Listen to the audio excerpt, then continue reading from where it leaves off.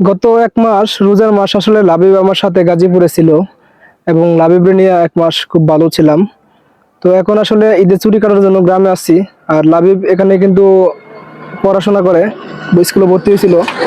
তো লাবিবের সামনে পরীক্ষা আছে, সেজন্য আসলে লাবিবকে রাইখে আমার যাইতে হইব। তো লাবিব নিয়ে মোটামুটি এ বাড়িতে যতদিন ছিলাম পর্যাপ্ত পরিমাণ সময় দেওয়ার চেষ্টা করছি এবং লাবিব নিয়ে আসলে সুন্দর সময় কাটাইছি। কিন্তু আজকে চলে যাব, তো আমার কাছে খুব খারাপ লাগতেছে। তো লাবিবকে জিজ্ঞেস করে দেখবো যে লাবিবের কাছে কেমন লাগতেছে। আব্বু, আমি যে চলে যাবো তোমাকে রাইখা, তোমার কাছে কেমন লাগতেছে? খারাপ খারাপ লাগতেছে? লাবিব বলতেছে আমি চলে গেলে লাবিবের খারাপ লাগবে, কিন্তু তারপরেও চলে যেতে হবে, ঠিক না? আব্বু যেহেতু কাজ করি সেজন্য চলে যেতে হইব। তো আসলে সত্য কথা বলতে গেলে খুবই খারাপ লাগতেছে লাবিব রাইখা চলে যাব।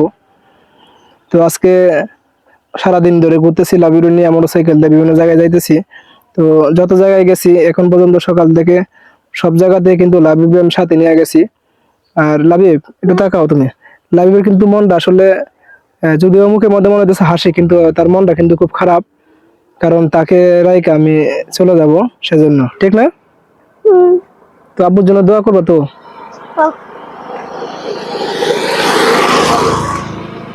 তো লাবিবের জন্য দোয়া করবেন, লাবিবের পরীক্ষা আছে, সেজন্য লাবিবের এনে রাইকা যাইতে হইব। তো সবাই ভালো থাকবেন, আল্লাহ হাফেজ।